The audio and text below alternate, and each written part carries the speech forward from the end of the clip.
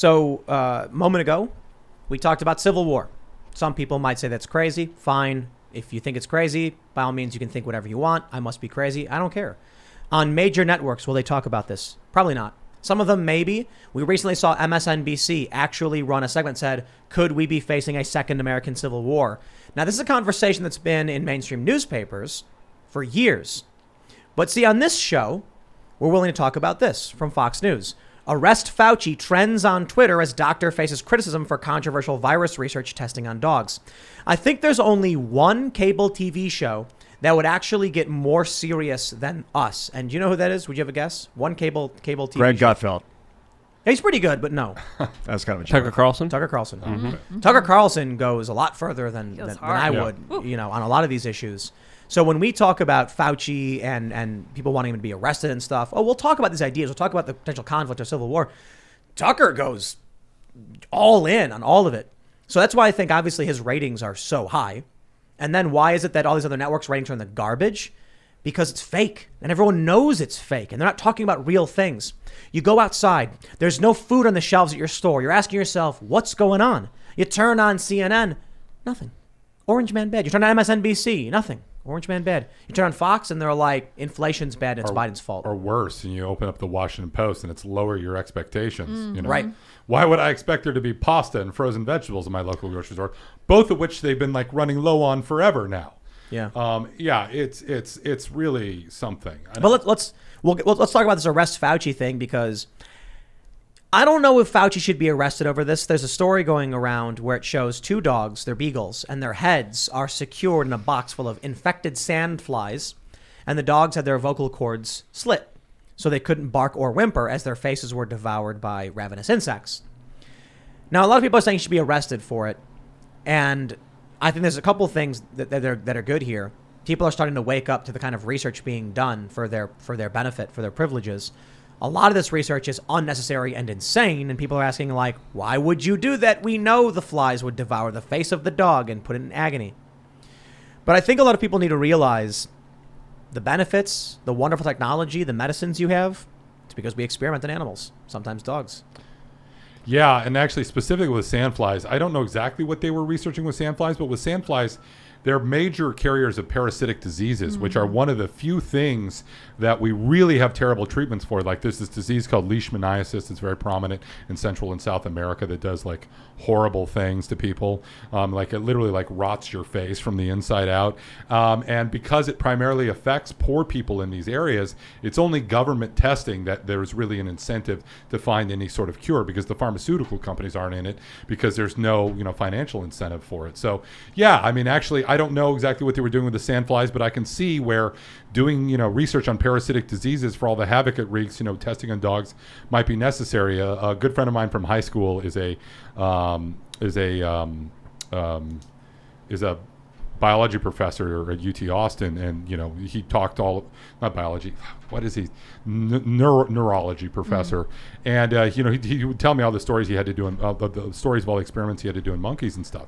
I mean, it's just absolutely necessary for the advancement of humanity, if you care about that sort of thing.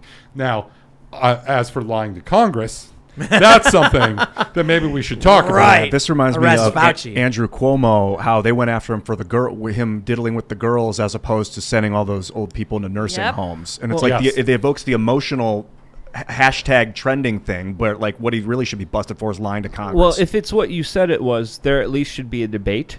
But we shouldn't be giving him the benefit of the doubt, because he doesn't deserve any of it, because he's been lying through his teeth about so many things. And at least we deserve answers to really find out what was the true cause and the true reason of these studies. I mean, there's even reports of Fauci-funded experiments that literally were used to destroy portions of monkeys' brain that would magnify terror, so they could scare the crap out of them and study fear. So there's so many different. I wonder why they would do that. Like, yes. What are they trying to learn about primate fear? Exactly. And again, apes are 97% identical to human DNA. There's a lot of weird stuff happening, and there should be a lot more transparency, a lot more accountability, because we have to understand there's some, beauty products that are tested in absolutely cruel and inhumane ways, torture animals. We can't even describe what happens here. The show would get taken down immediately, all for beauty products. Like that, there should be a line, there should be a discussion, there should be more information. We don't have any of that. We have Dr. Fauci financing essentially the torturing of puppies. Why he did it, at this point of view, we don't know, but I'm willing to suspect something far more sinister, something far more worse based on his prior behavior from my own personal perspective. I think Fauci had a mustache. He shaved it off since then, but back then he was twirling it, saying, "We're gonna kill these dogs for fun." I could see it. And that was it. That was the only reason. At this point, maybe. Let's be honest. Let's be real. Like, we don't know. That's not a fact. We don't have a smoking gun here. But I'm not willing to exclude that out of our current reality with the way that he's been treating humanity. But it is insane that he's gotten far more attention for the testing on dogs than the lying to Congress about funding research at the Wuhan facility that likely caused the pandemic. I just saw him on Stephanopoulos, and he was denying that he ever did it, that he ever said that they ever did gain of function, and then they were like, let's play a clip from Rand Paul where he comes at you, and they give this 3 or 4 second clip of Rand Paul, and then George Stephanopoulos just lofting softballs over to him saying, and by the way, our experts confirmed you didn't do gain of function. Right? And Fauci's like, yeah, of course, we didn't do gain of function. Insane. Yeah, insane. Like, gain of function research would be the manipulation of viruses to make them more infectious to human type cells, correct? That is correct. And you didn't do that. No, we only took cells and viruses and modified them so that they would be more infectious to humans. We didn't do gain of function as you described. And look how stupid Rand Paul is. Let's all focus on that. Well, weren't they recently rewriting the CDC's website or whatever to redefine gain of function or whatever?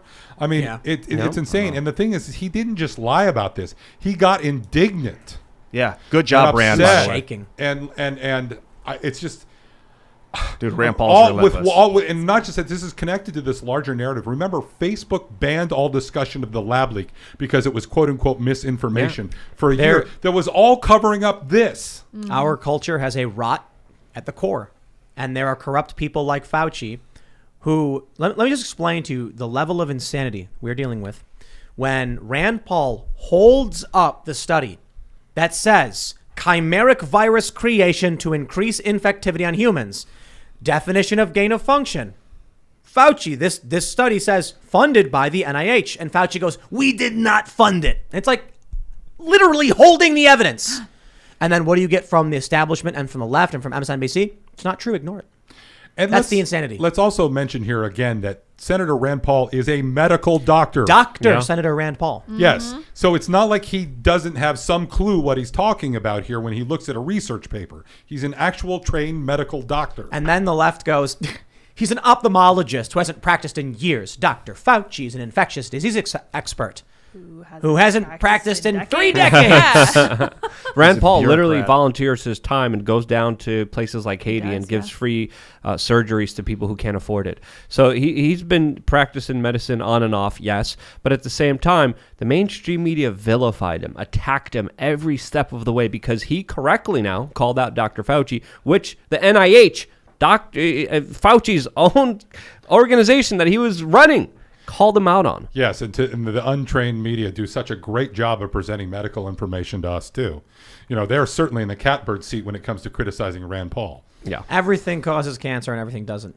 I love how the media does this. When I was little, I see a story. It was like, smelling coffee could prevent cancer? More at 11. And it's just like, it was a slow news day. They looked up a journal. They said, here's a study that says one thing. The next day, smelling coffee could cause cancer. News at 11. Cholesterol was notorious. They'd be like, oh, cholesterol's great. Cholesterol's bad. Cholesterol's actually very good for you. Watch out for cholesterol. I remember when the news of the NIH letter came out and broke. Fauci was on the mainstream media. They didn't question him about this. Right. They were talking about how great it is that kids were going to be vaccinated from ages 5 to 11 and up. And meanwhile, there needs to be a debate. There was a Yale epidemiologist who was very important with early COVID treatment who just came out recently and said that he would pull his child out of public school if they have public vaccine mandates in that particular school. Epidemiologist? What did you? Epidemiologist, yeah. Yale epidemiologist Dr. Henry Risch came out, and he put out a very important statement saying, if it comes to it, I will homeschool my child rather than put him in a public school where he has to take a vaccine. And he was critically important for early COVID-19 treatment. He was the authority on it, and he deserves to be heard. His voice deserves to be elevated, and I wish there was a debate. I wish there was a conversation between him and Dr. Fauci, who's telling people that it's going to be great that all children are going to be vaccinated soon. Dr. Fauci works in an office with a picture of himself, a giant portrait of himself. Wow. That's great, huh? We got pictures of Biden because we love Biden. Lydia's got a big old picture of Biden. I do. Can you Check show the this out. people? Show the This is so people. good. Oh, you can't really see it. It's a little. Here, let me zoom out a little bit. There's a picture of Biden because we love and respect our president. That's See? right. Look at that beautiful. It's actually, for those that are just listening, it's a horror photo. Yeah, I like His it. face is like kind of great. drooping and melting off. And he's got a sinister look as he smells Lydia. Love it. Because he's a disgusting creep. Yep. Man, you see that cornholio pose, man. the imaginary jetpack.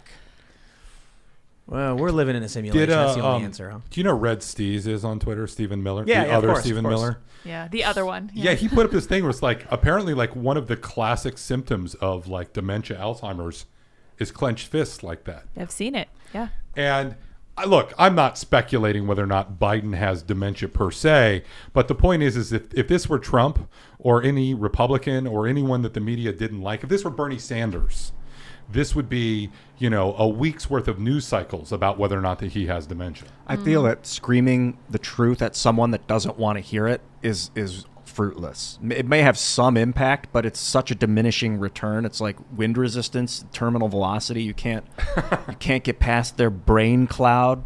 So I'm trying to think of other ways. You got to make them figure it out on their own. Yeah. Like set them up to figure it out. Walk into it and be like, hey, I figured out that Biden is losing his, his mental capacity, if that's what's happening. But to tell them that just doesn't seem to. Yeah, clenched hands is a symptom of Alzheimer's. Yeah, it is. It is. But to Ian's point, I think that he's on to something. Can you let me zoom in a little bit more again? Sorry. Well, this could also explain, just one small important tidbit here before I take it off to Lydia. This could explain why we are on day 279 of the 100 days of masking. Sorry, go ahead. Yeah, for sure. Well, what I was going to say was that to Ian's point, he was talking about how you can't convince someone to change their mind by giving them new information because you're just contradicting them. This is something Scott Adams talks about a lot. And in general, I would recommend being incredibly compassionate even when it's really hard. Because what is that quote that people won't care what you told them, they'll only care how you made them feel at the end of the day? Yeah. No, I think this is true, and this is something that, conservatives in general really stink at. Yeah. They need to approach the conversation like, I understand why that you feel this way. I understand that maybe you've had difficulties because of X, Y, and Z, but here's why I'm telling you that I disagree. There needs to be some sort of acknowledgement on a human level, also rather than I like Ben Shapiro, but facts don't care about your feelings doesn't get you very far. No. Feelings don't care about your facts. Sorry. Yeah, it's I true. feel what you feel is the way to go. Understanding what they feel, it's kind of too cold. But when you feel what they're feeling, it sucks because they're feeling terrified and they're losing their mind. But if you allow yourself to feel it for a minute while you're talking to them, then they start to believe you. It's sales and manipulation 101. Is the first thing you have to do in order to change anyone's opinion is have rapport.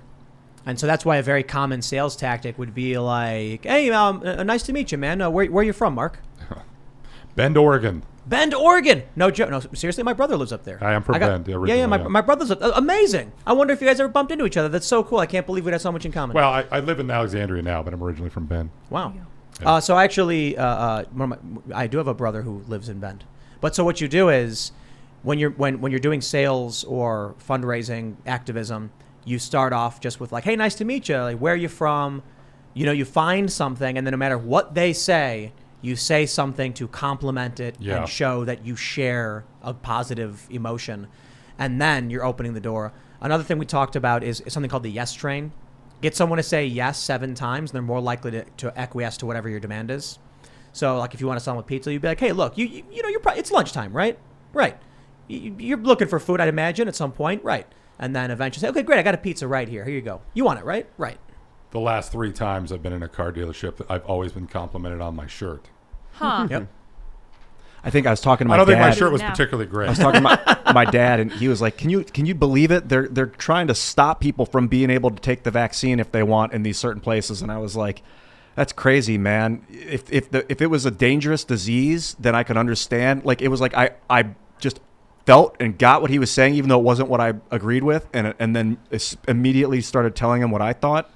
That's the way to get through to people. I was a little vague about what transpired just now on purpose. The unfortunate reality for me was when I was working at these nonprofits is that there's a very easy formulaic way to get people to change their opinions that works every time. And if you're willing to do that, you'll win. And if you're not willing to do that, then you're in trouble. So being blunt with people, I feel like, is the right thing to do, but the right thing isn't always the effective thing. And so, like you mentioned, it's actually one step beyond that. It's actively lying to manipulate that gets you the most successful outcome. And man, I think these charity organizations, these nonprofits that used to do this stuff, once I found out that they were lying, I quit. I couldn't do it. I was like, I thought I was being honest. I thought I was doing a good thing. And then once you realize they've actually formulated these lies specifically to make money off people and trick them, and what my friends described it, me and my friends describe it as selling hopes and dreams to people or selling them nothing. Like, people would go out in the street and sell hair products and packages. They have these guys that go around and they'll walk up to girls and be like, "Oh, your hair is amazing. Like, you should definitely check out the salon," and then give them the coupon, and then they get money when the coupon is used. And then we would always laugh, like, they'd see us, we'd be fundraising, and we'd be like, "We don't sell anything. We literally just tell people to give us their money," and they do.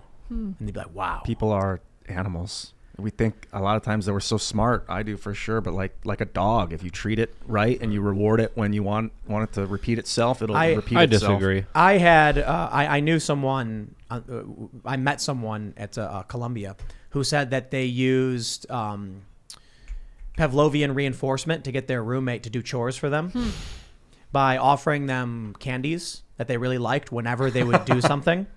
And then when they wanted the dishes done, they would pull out the candies and then be like, "Oh, would you mind doing the dishes?" And they'd be like, "Yeah." And then afterwards, she'd hand them some candy, and they were just like, they didn't realize they had been manipulated. Thanks for checking out this segment from the Timcast IRL podcast. If you want to watch live, you can check out this channel Monday through Friday at 8 p.m. Now, don't forget to smash that like button, subscribe to this channel, and if you want more unfiltered and uncensored content with all of these guests, go to timcast.com and become a member. All of these guests you know and love in exclusive segments on our website where we are unrestricted in what we talk about, so you'll definitely not want to miss it. Thanks for hanging out. We'll see you all next time.